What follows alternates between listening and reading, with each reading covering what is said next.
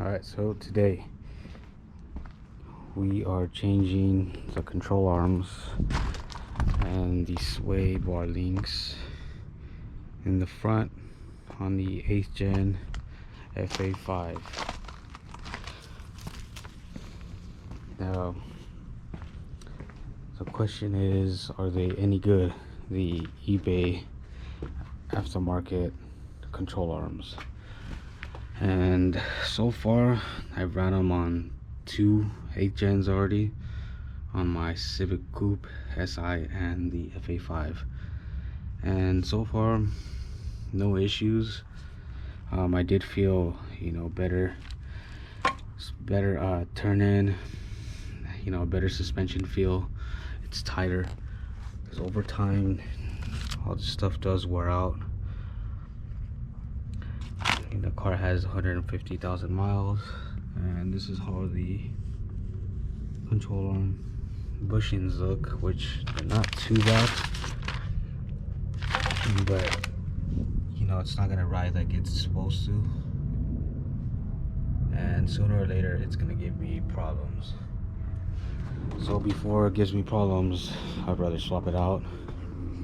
All the control arm stuff is already on there, so just trying to show you guys what it looks like, the quality of it, which in my opinion it's not bad at all.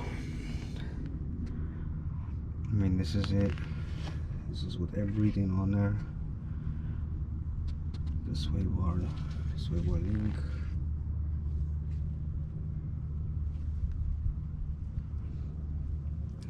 It is kind of a pain to put on.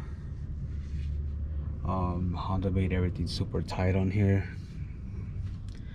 which is pretty common knowledge on these cars.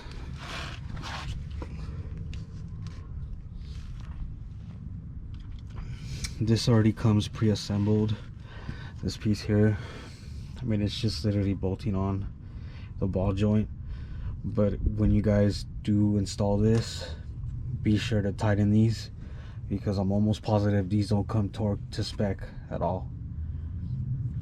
They feel like they're tight, but once I started tightening them with the breaker bar, it felt like they were loose. By hand, they're probably tightened by hand, but not torqued down. So just word of advice, tighten that before you take off. All confident, thinking that they did it for you, because chances are they probably didn't. It's just slapped together as fast as possible and on its way. And here's the other side. My best advice for putting this thing on is jacking it from the middle and getting all the weight off the front, so that you can take this off, take off the sway bar link, because it's going to be a pain. And then grab a second jack after you detach that, so that you can lift up the control arm to make it go in to the spindle.